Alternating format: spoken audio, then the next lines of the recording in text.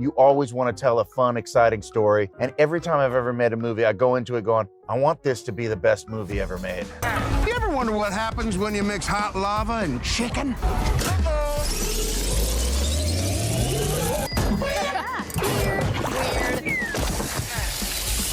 I only have one gear, bro. It's all the way. Bleep it if you must. Bleep it if you must. Who's the Disney character you identify with most? Mickey, Nemo, Peter Pan, or Dumbo? Dumbo. That's sad, but yeah, like who has been the most exciting person for you tonight? Oh my God, but just took the wine out of my mouth. But that. And to everyone who hates when I win, the winged victory came to the Louvre in pieces, and people still line up to see her. And I can only hope that despite my flaws, and despite my cracks and my breaks, and there are many of them, that at every premiere and everything I do, people will wait in line to see. Stop it. Get some help. Because right now there's more dwarf on this podcast than there are in the new Snow White movie. And that's probably due to Peter Dinklage. Yep. So will she rise or bow her head? Will she leave or just relent? Every time she speaks, she gets less likable. I truly do believe that. I'm a narcissist. And if you disagree with this sentiment, I don't need your business. Thanks. The original cartoon came out in 1937, and very evidently so. There's a big focus on her love story with a guy who literally stalks her. Weird. We have a different approach to what I'm sure a lot of people will assume is a love story, just because we cast a guy in the movie. Andrew Burnap, great dude. All of Andrew's scenes could get cut. Who knows? It's Hollywood, baby. Excuse me, your curtain. Please allow me to help. Help from you? Spare me your white savior complex. I didn't mean to offend. I just thought you should know that. That I should know what? That some privileged white guy thinks his opinion matters? Get over your entitlement. I'm not some damsel in distress waiting for you to ride in on your high horse. Get this. Hollywood's latest train wreck just collided face first with one of the most unlikely heroes you could imagine. And the fallout? It's reportedly shaking the foundations of the mouse house harder than a caffeine-addicted squirrel during an earthquake. Welcome to the Snow White remake saga, a project that was already spiraling from happily ever after into what fresh dumpster fire is this? And somehow, it just hit a whole new level of chaos thanks to none other than Jack Black. Yeah, that Jack Black, the man famous for battling giant apes, shredding guitars, and voicing pandas, decided he'd had enough of Disney's fairytale faceplant. And apparently, he wasn't shy about letting them know. According to industry whispers flying faster than a witch's broomstick, Jack didn't just sit back and watch the mess unfold from a distance. No, Jack Black reportedly charged straight into the wreckage, like the world's most chaotic paladin, confronting none other than Rachel Zegler herself, the very face of this Snow White disaster. It's Hollywood, baby. You remember the buildup, right? Disney casting a fresh, golden girl as Snow White. It was supposed to be the ultimate nostalgia play, a billion-dollar slam dunk, a love letter to the film that literally built their empire. In theory, Snow White should as well. Snow White's the movie that made Disney, the studio. They should have been more cautious and careful with their own IP. It's a billion-dollar IP. The Disney Snow White, faithfully adapted, would have made $1 billion. Instead, it turned into a flaming PR nightmare faster than you can say, mirror, mirror on the wall. Who's the most canceled of them all? It started small. Rachel Zegler giving interviews where she called the prince a stalker, mocked the entire premise of the original story, and basically told generations of Disney fans, thanks for loving it, but you were wrong and dumb. I just mean that it's no longer 1937, and we absolutely wrote a Snow White that is Not gonna be saved by the prince. She's not going to be saved by the prince, and she's not going to be dreaming about true love. She's dreaming about becoming the leader she knows she can be. There's a big focus on her love story with a guy who literally stalks her. Yeah. Weird. So we didn't do that this time. No! God, please, no! No! No! No! Fans didn't just raise an eyebrow, they raised pitchforks. Millions of dollars were riding on that smiling, classic image, and instead of honoring it, Disney's star player was out here lobbing grenades at it in broad daylight. It was like watching someone accept an award and immediately spit on the trophy. Meanwhile, Disney executives were probably sweating through their luxury suits, praying the Wi-Fi would go out before the clips could go viral. While the internet turned into a medieval riot, everyone was asking the same question. Who inside Hollywood was actually going to say it? Who had the guts to break ranks, cut through the corporate spin, and call out this fairy tale turned train wreck? And then, crashing through the wall like a human wrecking ball, came Jack Black. Insiders say Jack wasn't just cringing in private, he was furious. To him, this wasn't just bad PR, it was sacrilege. Why, he reportedly asked, would you gleefully destroy a story that millions loved, that built the magic that paid your multi-million-dollar salaries? But Jack wasn't done roasting. Sources say he didn't just come for Zegler's interviews, he had notes for the whole sorry spectacle. Gal Gadot's Evil Queen performance, Jack allegedly thought it had all the menace of a tax audit. No chemistry between the leads, no emotional core, no magic. Please welcome Rachel Zegler and Gal Gadot.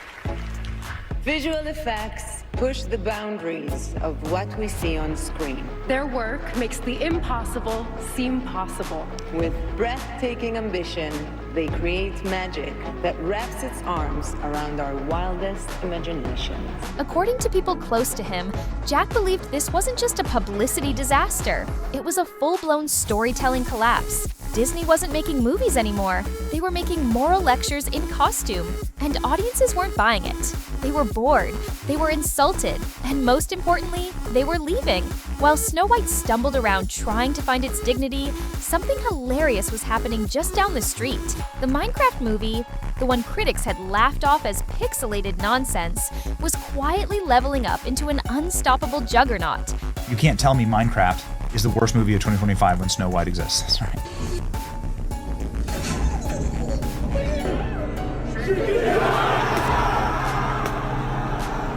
Families flooded theaters. Gamers showed up in droves. The critics who predicted disaster were left eating digital crow. It was pure fun, pure heart.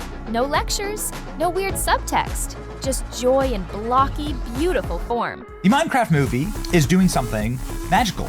It's creating a live audience reaction event where people are going to just be part of something to interact with the movie itself. The kind of thing that really creates like a kinetic movement. And then came the kill shot, the numbers. In just one weekend, the Minecraft movie raked in more than Disney's lavish Snow White remake did in 3 entire weeks. 3 weeks. When we look, you can see families were more than willing to go to the box office to support something like the Minecraft movie, while Rachel Zegler's Snow White continues to plunge. So it got destroyed at the box office. Here's the box office numbers. The Minecraft movie made $60 million on Saturday. Snow White made 2. Minecraft, a movie about literal cubes, delivered a brutal box office body slam to Disney's high-budget, low-charm disaster. According to insiders, that contrast hit Jack Black like a thunderbolt. Here he was, starring in a movie about digital dirt, and somehow it was connecting with audiences better than a live-action retelling of one of the greatest fairy tales ever written. Just like to sit in the back in the dark with no one watching me, just to gauge the audience and see if they laugh as hard as I do. Today's presentation of a Minecraft movie. Please, no throwing popcorn. Also, absolutely no chicken jockeys! Jack didn't let the moment go to waste. Word on the street is that during a private industry event, he walked right up to Rachel Zegler and, in front of some very uncomfortable witnesses, dropped a truth bomb so savage it might still be echoing off studio walls. In just one weekend, he's rumored to have said, "My little block movie made more than your Snow White did in 3 weeks. Ouch. That wasn't just a roast. That was a public execution with bonus lava buckets." Sources say the confrontation wasn't just about numbers. It was about what those numbers meant. Jack wasn't blaming fans. He wasn't blaming the audience. He was blaming the people who forgot why the magic mattered in the first place. Why were they trying to fix something that wasn't broken? Why were they tearing down the classics instead of celebrating them? It wasn't progress. It was arrogance dressed up in a tiara. And audiences weren't dumb. They could smell the condescension from a mile away. The aftermath was immediate and brutal. Rachel Zegler was suddenly yanked from upcoming promotional appearances. Quiet reshoots were rushed into production, trying desperately to slap a fresh coat of paint on a collapsing facade. Bob Iger, Disney's CEO, reportedly flipped his usually calm script and demanded answers. How had their billion-dollar sure thing turned into what he allegedly called a TED Talk nobody asked for? Insiders say the word hubris started getting thrown around Disney's corporate offices like dodgeballs in a middle school gym. Online, the culture war reignited with a vengeance. Ziegler's defenders cried foul, accusing critics of bad faith and misogyny. Her detractors, meanwhile, unleashed a meme apocalypse, plastering the internet with side-by-side images of empty Snow White theaters next to packed Minecraft showings. Even Disney's most loyal allies started to murmur that maybe, just maybe, the company had finally flown too close to the sun on wings made of cheap CGI and focus-grouped buzzwords. Inside the House of Mouse, panic quietly grew. Merchandising partners began tapping the brakes. Theme park expansions tied to the movie were quietly shelved or retooled. Investors, the people who only speak fluent profit, started asking some very uncomfortable questions about whether Disney's live-action strategy had turned into a very expensive, very public mistake. One studio insider reportedly summed it up perfectly. They wanted a fairy tale. What they got was a sermon, and no one buys a ticket for that. At the heart of the disaster was a simple, brutal truth that Jack Black had the guts to say out loud. Disney didn't lose because audiences changed. They lost because they changed. They forgot that magic isn't something you manufacture by committee. It's something you feel.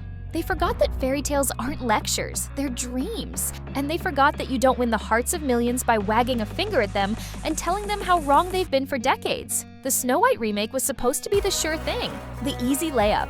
Instead, it became a cautionary tale about what happens when you let hubris replace heart. When you forget that before the branding, before the billion-dollar merchandising deals, before the endless sequels and spin-offs, there was just a simple story about love and bravery and kindness and magic. And Minecraft, that silly little pixelated underdog, it didn't just beat Snow White at the box office. It beat Disney at their own game by doing the one thing Disney forgot how to do, making people happy. As for Rachel Zegler and the future of Disney's live-action empire, the jury's still out. But if you listen closely, past the PR spin and the corporate apologies, you can hear it. A growing whisper, rising like a storm. Change, real change, might finally be coming. And this time, no amount of CGI, hashtags, or moral lectures will be enough to stop it. What do you think? Was Jack Black right to call it out? Did Disney crash their own magic mirror? Let us know in the comments below, and bring your popcorn. This fairy tale isn't over yet.